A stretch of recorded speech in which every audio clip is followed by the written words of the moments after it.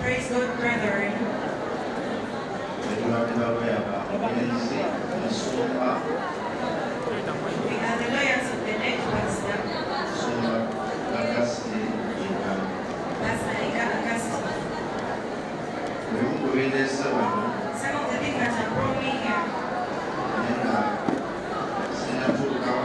before I reach that, is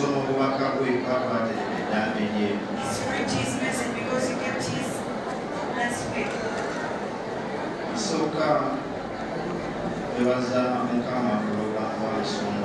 First of all, we thank God for the life of Pastor Ika.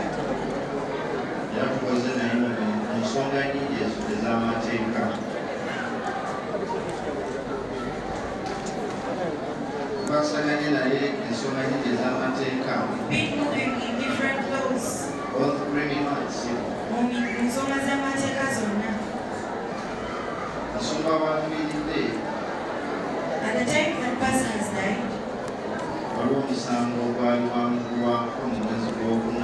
there was a case against him in the 4th month, April.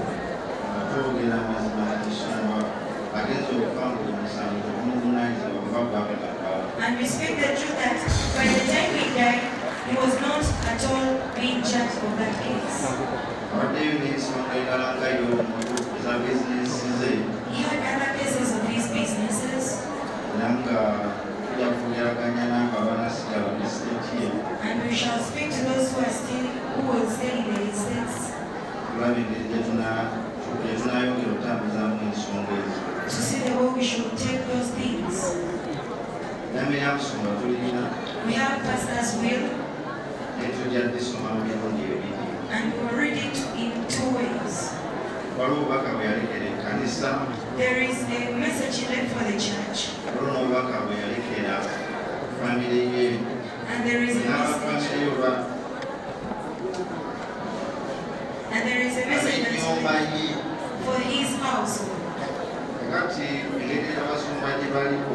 As the pastors are around, yet there is a message for the church. Let us read it.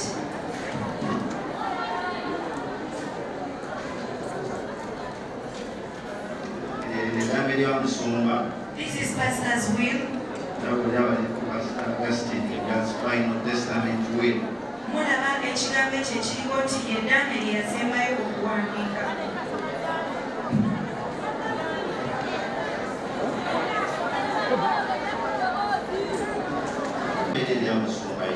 This is Pastor Ika's will.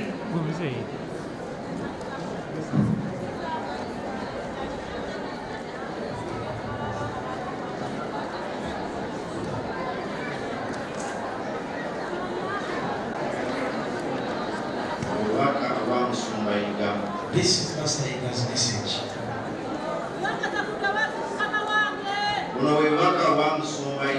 This was the message from Pastor Ika, which he had placed into his will.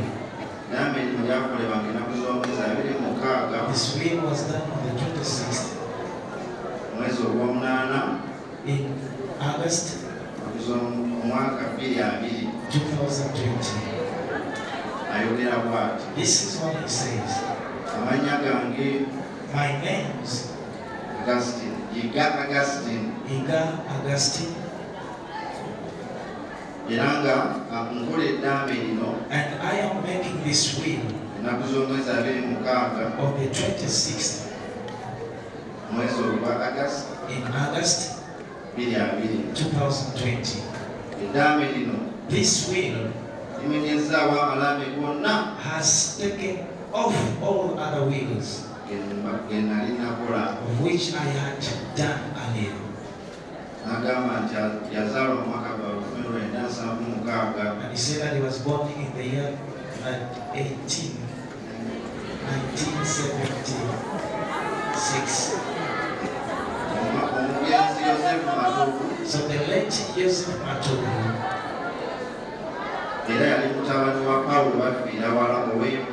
and he was the son of Paulo Wavila Pama Komasimi. And he was born with the lady, the late Elizabeth So, message to the church.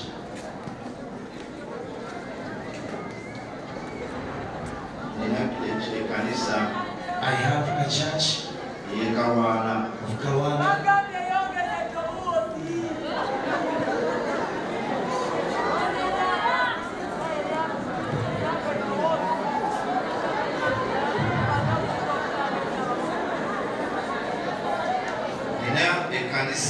I have a church of Kawana.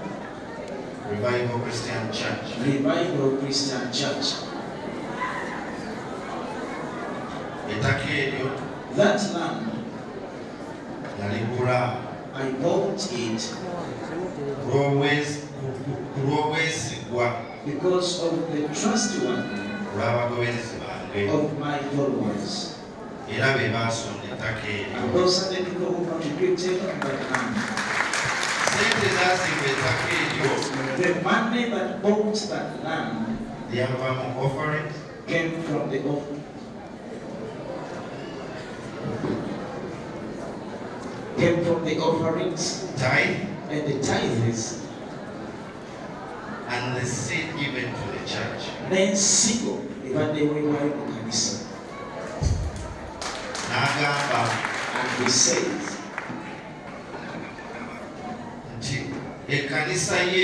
that his church has got or it had many pastors, but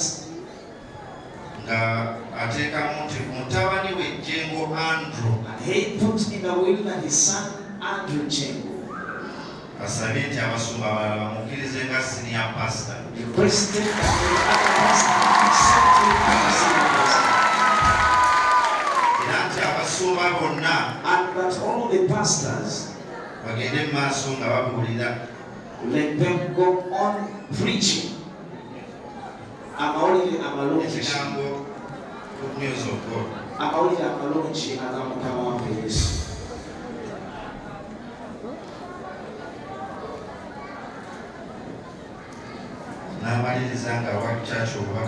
And he winded up giving this message to the church.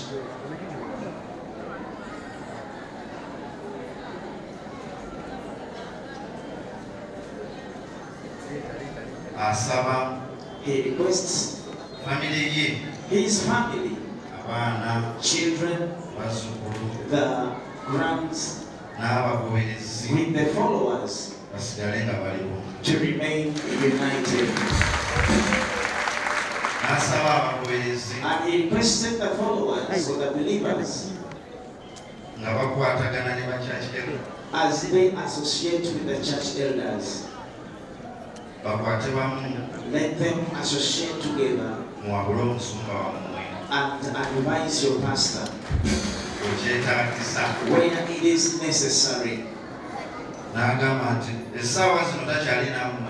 he said that, let him read it in English. I may not be with you physically at this time, but in the spirit I'll be with you. To the television employees, I pray you remain good to them. I pray you remain good workers, as you have always been to me, and cooperate with the management as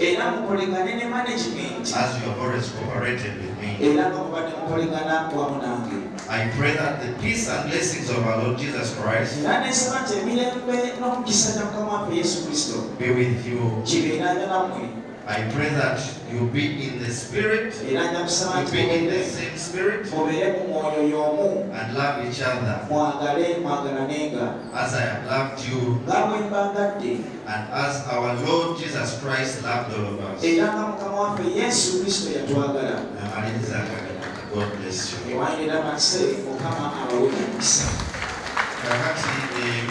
Now, those things we read out,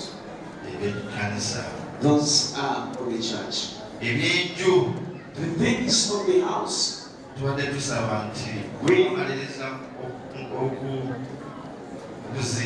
We request that after the burials, we are going to step behind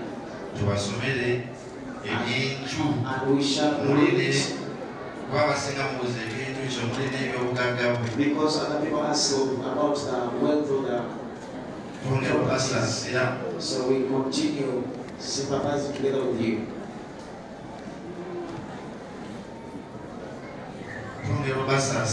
We continue sympathizing together with you. We thank Pastor Kaiwa, Pastor Shebego, who stood with Pastor.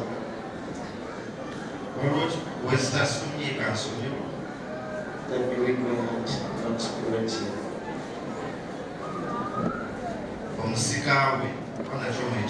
His hair. You read it in English. I appoint Jingo Andrew as both the customary and legal heir, who should unite all my children and also ensure unity amongst all church members.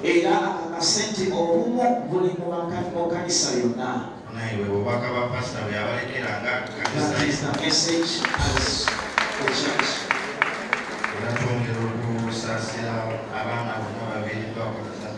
And we will continue to say sorry to all children who are lost and parents. We request that the pastors may continue to pray for the pastor who is left. And we continue to request the journalists that let's speak what the late spoke. Do not add in what you want. Because of time, the speaker pastors will continue. We continue to say that God confront you.